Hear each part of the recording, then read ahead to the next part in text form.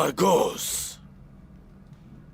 अब आखिरी धमाका करके सबको मार डालने का वक्त आ चुका है।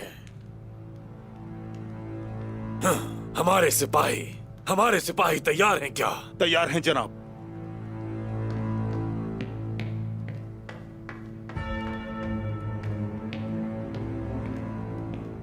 तुर्कों को बर्बाद करना पसंद है।